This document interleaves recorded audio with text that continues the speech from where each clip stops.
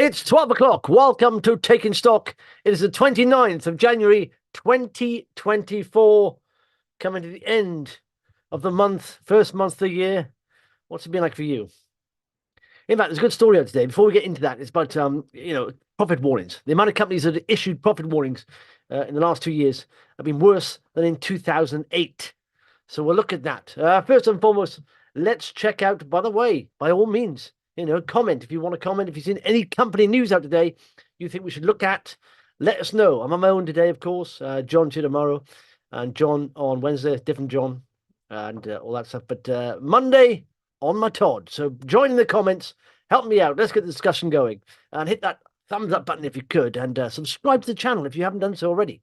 And don't forget, free but priceless, the Vox Markets app, voxmarkets.co.uk/app for more details right there. Okay, let's go to the market, see what's happening. Bit of a dreary old Monday, weather-wise, isn't it? News out, though, surprising, on the old vape stories. That's the trouble with regulated sectors. It's always quite tricky investing in those areas. Anyway, FTSE 100 up. Largely, I did have an alert on Shell, actually, and BP, because commodities are up, of course. There's more trouble in the Middle East. And oil is pushing up. We'll look at the chart of oil in a bit now. But yeah, worries about the oil there in the Suez Canal. But it's up a fifth of 1%, FTSE 100. In fact, let's look at oil, because you can see oil there.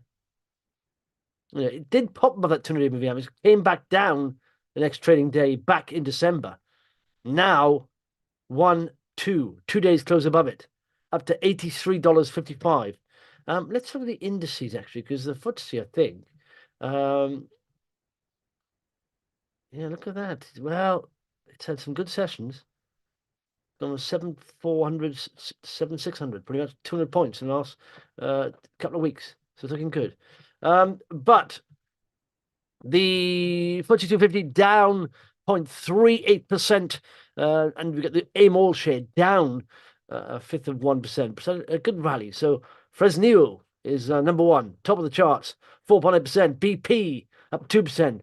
British American Tobacco, what's happening there? Why is that rising? Yeah, I suppose it's because they do vape, don't they? But maybe the regulation is not as bad as people think. I thought it was a bit more extreme. Didn't you think, on the regulation of banning disposables? Yeah. BEA Systems, it's always going to be up. Literally, the chart of that's phenomenal. It seems to be more wars happening every day, and this now is getting worse with the bombing of course, an American base in the Middle East over the weekend, killing American soldiers. So they're going to have retaliation there now. It's just building, isn't it? It seems to be building. It's not dissipating, I know that.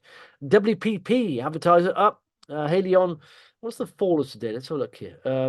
Schroders down 4%. Ocado, St. James's Place, Prudential, SSC. Okay, all right. So there we are. Okay. Prize for first comment of the day goes to Riffisoft. You get an imaginary badge. Okay. Nice. Team Internet liked their trading update so much they released it twice. I saw that as well. Yeah, it's almost like say, didn't you see this, guys? We'll send it out again. I think it's okay. Before thinking better of it and removing the duplicate. Yeah.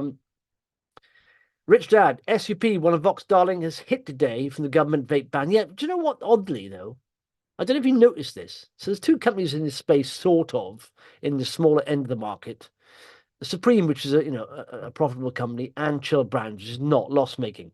Chill Brands came up with a statement talking about, response to the government news, and they dropped like a cliff. Supreme hasn't said anything, and they haven't. So, in fact, let's look at the charts of these. Because Chill Brands is, there we are. When are you going to load? Oh, is it loading? When you're ready. Oh, there we are. Well, let me go to Vox Markets, the front page, and see the fallers. Here we go. Chill Brands down 30. Is that loading now? It's not. I don't know why. Let me just refresh this. Yeah, the page.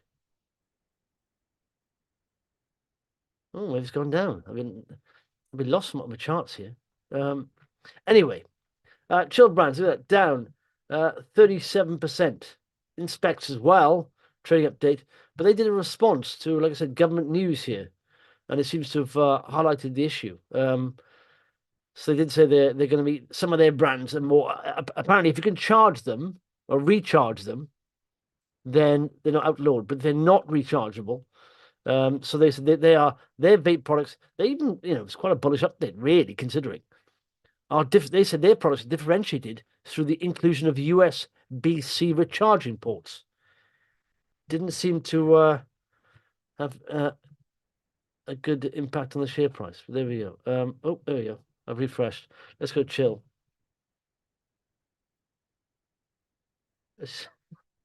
Fair enough. Okay, so that's Chill's brands there. But I did want a question here. This is the article. Okay, let me scroll down. Profit warnings from UK listed companies exceeded those issued in 2008. High interest rates and weakening confidence have been blamed for pushing more UK companies into issue profit warnings.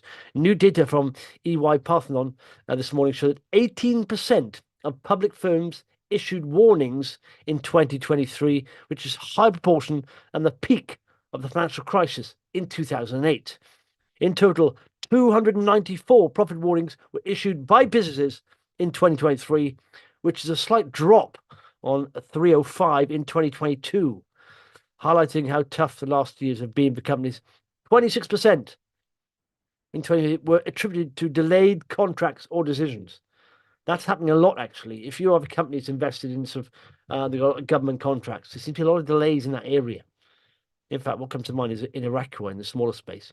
And 19% were due to increased costs, and 90% cited impact of higher interest rates. The survey showed that profit warnings blamed on the rising costs fell. So rising costs, that's falling. But there was an increase in warnings blamed on corporate spending delays and higher borrowing costs. That's very interesting, isn't it? So the costs are coming down, but corporate spending delays, so people are tightening their belt, worried about spending, and higher borrowing costs, that's going to stay around for a while, isn't it? Even if interest rates come down. Of course, big week this week. Fed, Bank of England all come out talking about interest rates decisions. I mean, there's no expectation interest rates will come down, but maybe a softening on the language. I mean, Bank of England's been pretty, clear, and they have no intention of reducing interest rates yet. But if they change that language this week, we could see a rally. Thursday, 12 p.m. Anyway, during 2023, 39 listed companies issued their third. This is why I keep saying, try not to catch a falling knife. Doesn't really work out that well. So 39 listed companies issued their third or more consecutive profit warning in 12 months. Wow. Third or more. It's almost like, winners keep winning. And that's almost when they come out of bad news companies, you tend to get more bad news. It takes a while to turn around slow trading. And you get a trading update, which gives you a profit warning. Then you get the results, and then you get a further trading update. Maybe then it's not very good, but it's not as bad as it was. So it takes a while, doesn't it, to wash through. In the meantime, they downgraded. So yeah. Okay, let's look here. Have I got my charts back? Oh, I have. Yes. So there we are. There we are. So Chill Brands, it's not been a decent performer of late, and then you get this drop off a cliff down here. Meanwhile, Supreme, I don't think they've released anything yet. Maybe they're just thinking about it. But Supreme, to be honest, Supreme, is good value. And but that was because of the regulation worry. And as you can see there, it's dipped, but it's not gone below that trading range. So you can almost say, is this sort of priced in for Supreme? So who knows? Because they are ahead of the curve a little bit. I'm talking about this, and I know they are sort of they distribute the two of the biggest selling vapes, and there's Elf Bar and something Mary. I don't know, Mary, quite contrary. But they said their own products, they will be doing plain packaging and all that, which is now the advice from the government. Hence, maybe a muted drop there, not a huge drop. I mean, it has gapped down from 105 to 98, but it's still in that range. Excuse me. Okay.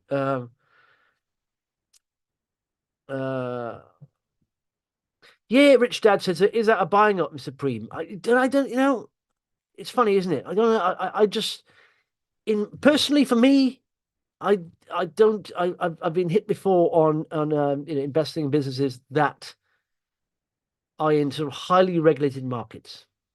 It's hard enough picking a winner without something like the government overlooking your business and imposing stringent conditions on it. And so to me, it's a known risk. I don't talk about Supreme, about any area where health safety is involved. Gambling is another one. Um, it's just like I said, it's a known risk you can avoid, and if you can avoid all the known risks and you remove as many of those as possible, then hopefully there's more upside and more reward than risk. Uh, Greedy Belly. Which companies are Vox paid to promote? We're not paid to promote any. There's clients of Vox, but they do interviews and stuff like that, and they pay for the platform and to share their message. So Soup needs to double down on diversification. When smoking is banned, the government might work towards banning vaping, if not before. Any vaping investment needs a quick return. No, I agree. It's quite a risky area. There we are. Oh, John, that's a good one. John says, "What's up?" Sup is in, well, in fact, it's not up, is it? Sup is in SUP. That's a tick of it for thing. Uh, what's up, Doc? As responded in the past as it was anticipated van. Yeah, so they not released anything yet. I don't think they have, they, but yeah, I suppose so. I assume they will release something because they're quite good like that on the thing. It doesn't say anything there. So anyway, let's look at the Vox things there. And in fact, Greedy Belly, why do you ask that question? Because it's like I find it very odd that people say why it's companies. Any interviews you see on any platform, pretty much, right? The companies have to pay for that interview. It's access to the platform, the audience, but that's information. That's it. And of course, when you are researching companies, you shouldn't just take something because it's read or interviewed, they just invest in it. You should also do your own research. But surely you want information on a company, you want to hear what the CEO is saying. So I think it's value add completely. When I'm in researching a company, I want to, listen to as many interviews as possible. I mean, first and foremost, figures are fact. You look at the figures, you look at the valuation, everything. But you want to get as much information on a company as possible. So I think, interviews are, a good value. But just let me know where you ask that question. Very interesting. Okay. Helium One. Wow. The helium keeps pumping that up, doesn't it? It keeps rising like a helium-filled balloon. Like I said, it went through huge technical issues, but it continues to rise. Look at this now. I mean, there's no news out today, but this is done now 474% from the low. Did any of you get in there on the low? I mean, I'm surprised if you would, because it wasn't looking very good. It's looking very risky there. But it's in fact it's more than that actually. Yeah, 480%. There we are. Okay. DJ Innovate. In fact, these are the most read here. CHLL Brands is response to government proposals. Premier African Minerals offtake and prepayment agreement. It's up 8.25% there. I mean, John did cover that. John Mayer recently. DJ Innovate. This is quite popular on social media, isn't it? But it's this little Welsh company, of course, that is now managed by three ex-Tesla guys, and they've announced a joint development agreement for Beretta drive system with a tier one commercial vehicle components company to jointly develop systems for heavy goods vehicles applications and utilizing DJ Innovate's Beretta drive technology. Okay, there we are. The agreement, which includes funding to the company, covers the first proof of concept stage that will see prototypes produced in H1 2024, followed by on-vehicle trials in the second half of this year. Okay. So, very interesting. DJI, isn't it? Done well, isn't it? This is when they announced Tesla guys were announced pretty much. I mean, it came out in the Times article here, down from 0.03, 0.04 pence, and rose by 2.4. Wow. What's the math on that? Let's see. Heck of a rise. So well done, anyone getting into that. What else is there? Blencowe, they've got a DFC letter of intent regarding project financing, up 4%. This is to the Orme Cross graphite project, of course. To date, this company, who is it? It's Development Finance Corporation, indicated its willingness to participate in debt funding for the Orme Cross graphite project in Uganda. They've already entered into a 5 million technical assistance grant. To date, 2 million grant funds have been received from them. So it's a first step in engagement for the DFC project funding division to advance the project financing process. So let's look at the chart of BRES, Blencowe Resources. Yeah, it's not really, doing room for improvement there. Have you noticed that Superdry has gone as basically suspended? Think of Superdry, right? Think of fashion. There's two things. You've always got to keep up with the fashions, or it's got to be, a brand that spans generations and geographies. So, like, for example, Burberry, same old stuff, really, but it tends to span, geographies and generations. Now, Superdry, middle-aged men find it cool. That is the kiss of death to the brand. No one else is going to find it cool if middle-aged men do. I mean, back for 5 years, I was wearing Superman, and in the end, I just got sick of it, thinking, I hate these big logos. I hate them. And so, I can't seem doing very well. And so they have suspended today. SDRY. I know it's about a couple of people, having jumping in and out of Superdry, hoping it to do well. Again, why not invest in improving businesses rather than ones that are obviously going downhill a bit? They've been suspended, temporarily suspended. The Financial Conduct Authority. There we are. I bet someone, once you get middle-aged men adopting your brand, that's it. Because no one else will find it cool. No one else. What else we got here? Jack Oil, a strategic expansion into the United States of America. So they've got, the purchase of 3 mineral royalty packages brokered by the company's agent advisor, Reach Oil and Gas, Inc., poised to complete joint venture agreements with Reach in respect of a number of value-accretive exploration, drilling, development, and potential production ventures in Oklahoma, one of the highest-ranked hydrocarbon production locations in the United States. There we are. So it's nice to be expanding there. Well, what's the chart of that? I mean, oil at the moment, there's good news to release a bit of good news. Oh, it's not doing that well, the chart, but I think good news to release a bit of positive news about, in an oil company, because oil is rising. Hopefully you see that going up.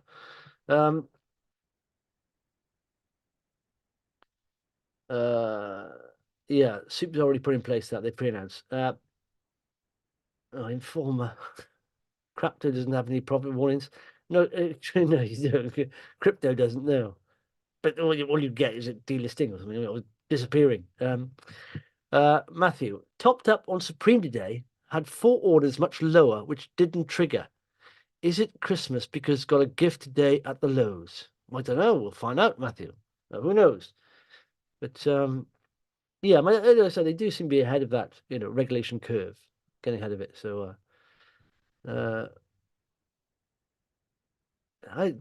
Justin, I've just registered for the app website. Lots of companies have knee auto added to my issue. Yeah, if you on the Vox Function app, basically you will follow companies and get notifications from them only. You may see other companies in the feed there, but you won't get notified by a message to your phone. So, Rich Dad, UJO support. Any reasons for weakness? Yeah, I don't know why they didn't come out with a any indication when they released a trading update. UJO. Rich Dad. Simon, SUP is a bargain. I'm surprised the share price dropped, as it was largely factored in. Of course, in the short term, disposable sales will go through the roof. I was thinking that. I was thinking now, the instant reaction to this is to stockpile disposables, won't it, people? You mentioned people going to, they're going to ban them. there'll be a rush on, won't they, for disposables? So when they see a massive spurt rise in these disposables before they get regular, I mean, it's going to take over 6 months. So you've got 6 months to sort of, to store these. I don't know what the sell by dates are on the disposables. Yeah, I did think that. If you ban them, literally, people just hoard them, wouldn't they? Yeah, they are leading it. Zeus estimate that the EBITDA impact on soup is negative 11.4% for disposable, but 11.4 is arguably already baked in. Yeah, okay, that's interesting.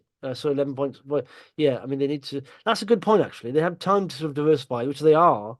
But like I said, in the short term, won't there be a buying rush for disposables?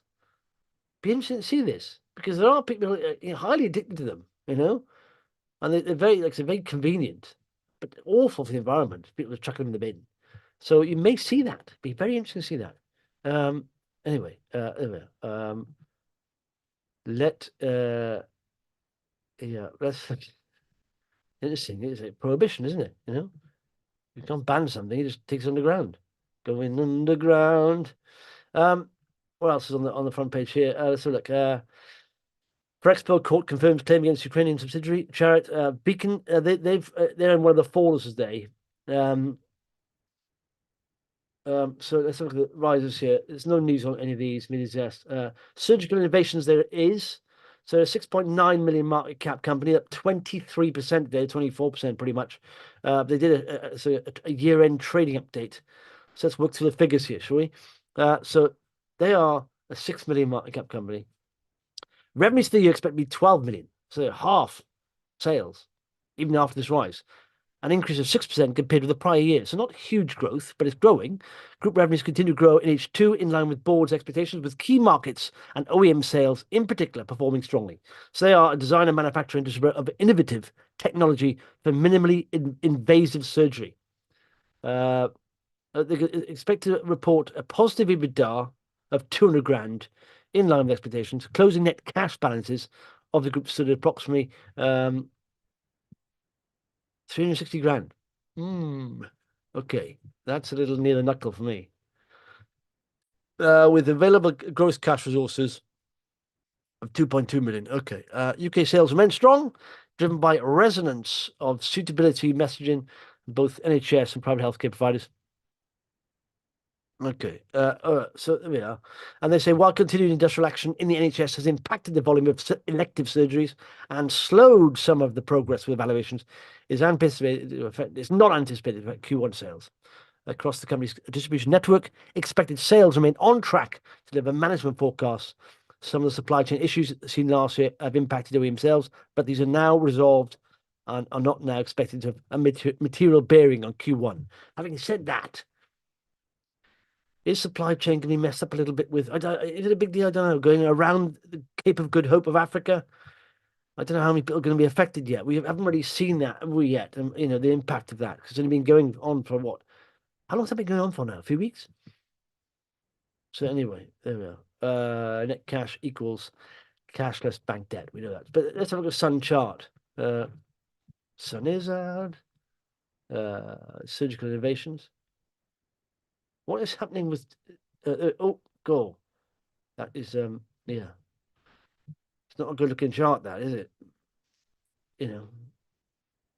Anyway, so there's my thing. All right. Answer the question: how to avoid profit warnings? Put your answers in the comments. How do you avoid them? Let me know. I got an idea. It's a slight workaround, but I've got a bit of an idea. So what do you got? Surgical. There's no news on those, but let's go to the fallers. You can see the fallers today are CHLL Brands, Inspecs Group. If you're a holder of that, did you see it coming? I shouldn't joke about that. It's not nice having 30%. Beacon Energy is having let's go into Inspecs in a bit, but Beacon Energy 9%. They seem to be having a few complications with their Felden operation update. They do a cleanup operation there. It's still only 40 barrels a day. What's that? 40 times 8. The maths there. $320. So it's restricting flow rates, they say. Reservoir near the well bore has been invaded with drilling fluids, which are restricting flow rates. They're doing a sand jetting process, and they say they're funded for that, but they clear out. But Inspecs, this is in fact, who talked about Inspecs? I know. Let's have a look. In fact, that reminds me, I have to pick up my new glasses. Not from them. Yeah, Judith was talking about these, fund manager, but they've come up. So they are a 61 million market cap now after this 30% fall. Full year trading update. The group has maintained its focus on margin improvement throughout 2023 and expects to report a 16.1% increase in unaudited, adjusted underlying EBITDA to 18 million. So that's not too bad, is it? I want to see the figures though. Value-wise, I mean. Operational efficiencies have driven increased EBITDA margin. Vietnamese expansion remains on track and budget and provides enhanced sustainability with first production in H1 2024. Norville losses continue to reduce with new management growing sales and improving performance. Skunk Works continues to drive innovation and commercial revenues. Skunk Works doesn't sound a very pleasant place to work, that. Stinks. But anyway, they do say revenue 200 million, broadly flat on 2022, below our expectations. However, the board remains positive 2024 and new accounts and distribution in place. On a constant exchange rate basis, revenue decreased by 3.2 million to 197. Okay, so the group's net debt, oh, here we go. They are decreasing it, but by 3.3 million, but it's 24 million. Well, you know, if they generate EBITDA of 18, that's not too big a worry. But 24 million on a 60 million market cap, it's a bit of debt. But again, it's almost like this now. You know, we see the cost of debt coming down probably over the next couple of years. So it becomes less of an issue, you know, the cost of that debt, I suppose, if you have to refinance. Okay, this is the outlook. The group will continue to focus on delivering further operational efficiencies and reducing costs, while also reducing net debt and leverage. The new Vietnam facility is scheduled to come in on stream in H1 2024, further enhancing the group's competitive position. So that's interesting. That's a catalyst maybe worth looking at. And obviously they're undergoing, you know, I remember this coming to the market actually. The group remains focused on driving sales across all of our operating businesses in 2024 and continuing to develop group synergies to enhance performance. Glasses, yeah, I'm not don't know much about them. Specsavers seem to be in this country doing very well. I suppose a different market to that, but you need glasses. It's like haircuts, isn't it? Once you start having glasses, you need it. I mean, I do my own hair now, as you can see. So that's, I've saved so much money in hairdresser, you know, barber bills, not hairdressers. In fact, one of the funny things that happened to me recently was my wife for Father's Day and the kids got me a proper shave, you know, from a barber all over. When you walk into a barber on your own and you look like this, they do think you're done, mate, aren't you? You're already done, pretty much. But anyway, but Specs, you know, I think it's one worth you know keeping an eye on in Specs. I mean, like I said, when you have these profit warnings, it's not good. Look at that. So it listed back in Feb 2020, did very well in the bull market. All of a sudden, look at that. You could see there pretty much. And look at the, you know, keep an eye always. You don't have to believe in charts. It's not about believing, it's about trends. And you can see there, pretty much, you know, topped out a couple of times. It couldn't break. Where is it? Trying very hard to, like, you know, break that 4 quid, 410 level, 420 level, is it? And then you started seeing, you know, way above the 200-day moving average here. And all of a sudden, you started touching it. Breaking below, oversold maybe, back up, broke below again, and all of a sudden down. So, you know, even if you use it as, you know, to measure a trend, it's very good, 200-day moving average. And now you can see it's come back up here, failed to stay above it, and it's coming down below there and down. So maybe worth looking at that. Any of you in specs? Any of you wear specs? What's your thoughts on that?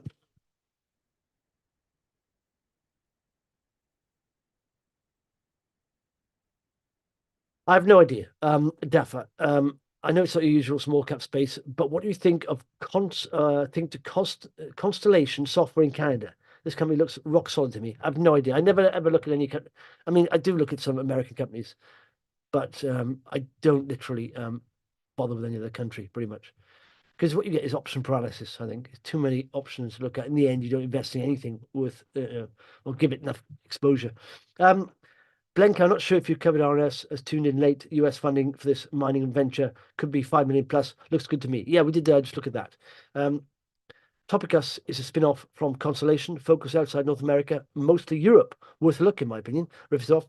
Avoid profit warning, avoid companies investing in new big IT systems. Yeah. This is my thoughts, right? If you are thinking of getting into a company or investing in a company, check their diary. Check when the next trading update is. Check when the next results are out. Because you don't want to jump in front of a truck. And it's one of those small, simple things you can do. And I've done it before. You know, I've invested in a company and then they come up with, and I didn't pay attention to results coming out. And then literally they come out with results below expectations. And you take a knock. And oh, I just waited. So, normally in RNS, they'll announce the date of the next results. I mean, there's certain packages like, trading view stuff show a little number when not always accurate, but always keep an eye on the next, potential. In fact, and if you're not quite sure, look at last year's, news coming out, and you can sort of see when they release trading updates. What time of the month, which month, and then you can sort of avoid it. Wait, because in a bear market, which is what we're in, for a share price to go up on the back of news, it's got to be quite good news. Pretty much, especially if it's risen already, even if the news is good, it may come off. So if you're looking at the company that's risen and you think it's doing well, last trading update was good, don't be surprised if it comes off, even on good news.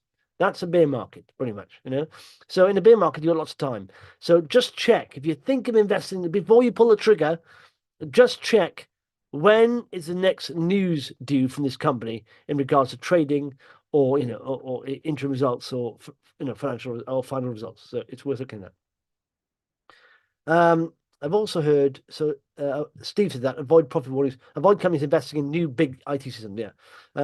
I've also heard avoid companies investing in big new warehousing and distribution systems, probably from someone who knew what they were talking about. I don't remember who. Yeah, I suppose so. The spend goes up, doesn't it? And but you're hoping they're expanding because, growth is happening, essentially. But anyway, that's where we are. Oh, what did you say? Team Internet. Let's have a look at Team Internet. Is it TIG? Team Internet Group. So this was previously, what was they called before? I can't think what they called before. 346 million market cap. They changed their name, didn't they? A while back. What was it? See if you can tell me before I scroll down to where they changed the name. That's Central Nick. That's it. Got it. Central Nick. So 346 million market cap. Trading update, trade replacement. Oh, there we are. So 346 million market cap.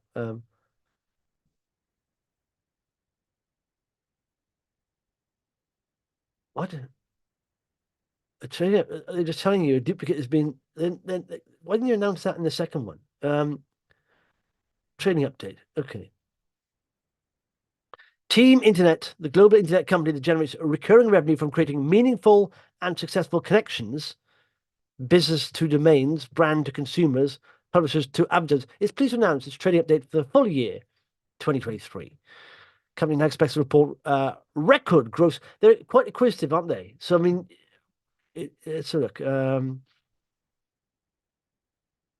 they say like for likes or not? Because that to me, that's key. Because they have net debt of 74 million compared to 57 million. So I'm assuming they're using debt to acquire companies. So what I want to see there is okay. But anyway, so net revenue of 835 million. So they are half of sales, pretty much. Net revenue gross 190 million. Adjusted of 96 million. 15%, 7%, 12%. So it all seemed to okay. There we are. Adjusted for acquisitions and FX, year-on-year organic growth was 12%. Okay. Gross revenue growth breaks out as follows between the companies number two. Okay, so yeah. So when they're going to release their results again, like when they do trading updates, they often give you a date when the results are going to come out. And in my mind, in this market, it's worth waiting for that because you get full information. Because trading updates largely, I always like it to like estate agents. When you're looking at a property online on estate agents, they show you the best bits. It's not until you go and see the house you think, there's a massive hole in the wall or in the floor. What's going on here? Or something. They won't show you the dirty bits, the nasty bits, the ugly bits, and that comes with a full report. So trading updates, like I said, take them with a pinch of salt. But having said that, share prices can rise on them because they are the highlights. But then when you get to the nitty gritty, the full report, it's warts and all. So 18th of March. It won't be long. We're almost in February, But let's look at the TIG, the chart here. 2 minutes. Yeah. It's done very well, hasn't it? I mean, in fact, if you go back on Central Nick, it did very well, but we are sort of in this range now. When you get a big rise, you tend to go to range. So I think you can bide your time here and see what's like the final results. Okay. Anything else? Yeah.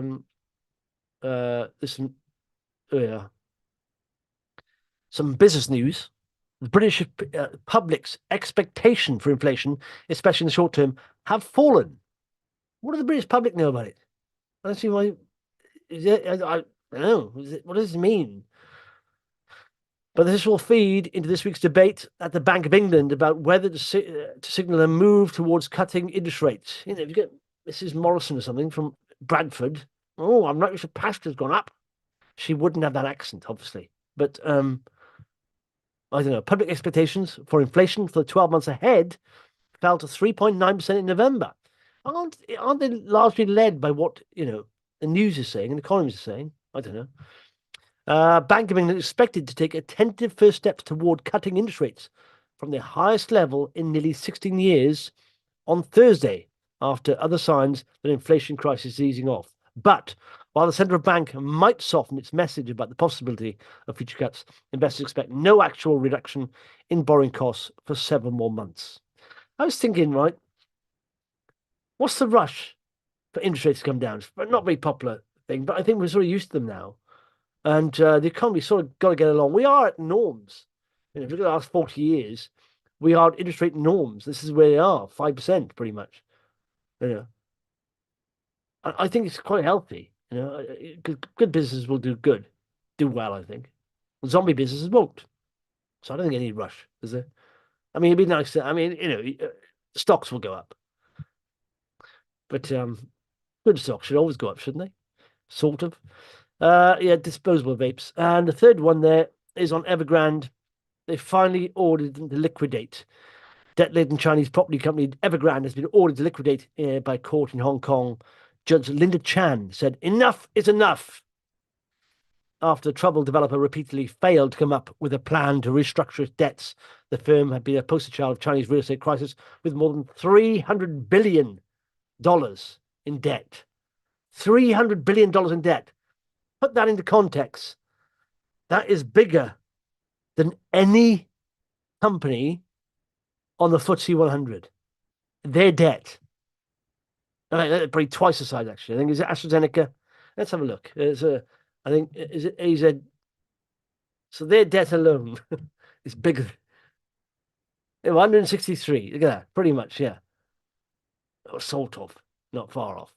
So it's their debt dwarfs the biggest listed company in the UK.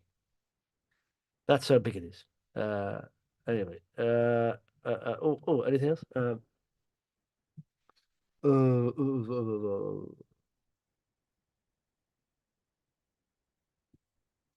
Yeah, Gregory says a weak share price before results is a sign that things are not going well. Also, reporting late is a red flag. Yeah. You do get that sometimes. It's a bit, if you think about how many people are involved in putting financial reports together, just passing it on the line, little chain. Even if one person goes home, like a PA to someone up high and says their other half, who happens to be, holding stock in the company, or I don't know, someone does, not be good results. And they know on the phone, right? So, it's can be quite leaky. So you start to see that if your ship is going down before results, then I'm not saying that happens, but I am. Okay. I like thought regulated consumer businesses are risky, not necessarily in B2B. E.g., having trans likes to acquire regulated business. Yeah, true. Yes. And yeah, it did some different consumer protection. Yeah, it's more regulated, isn't it? I think Peter Lynch's advice is really important to avoid profit warnings. Invest in what you know about. You can see the footfall going in and out of your local Greggs, for example. Yes, exactly. Some companies, it's like Greggs. If that has a dip, it's got to be worth a buy. Um, I think. Anyway, thank you very much for tuning in. It's been a Monday, so literally it takes me a while to get going, on a Monday after a weekend. By the way, if you're a big fan of Six Nations rugby, I would highly recommend Six Nations on Netflix. It's very good. It's such a hard game, isn't it? It's amazing, isn't it? Honestly, in a few years, I think within 10 years probably, uh, rugby and boxing probably be banned due to health and safety. The way things are going. No, he's hurt himself there. He's ban it. That's it. Thank you very much. Don't forget, thumbs up if you could, subscribe button, and of course, download the Vox Markets app, voxmarkets.co.uk/app. Cheers. Speak tomorrow. Back with John. Thanks for tuning in. Much appreciated.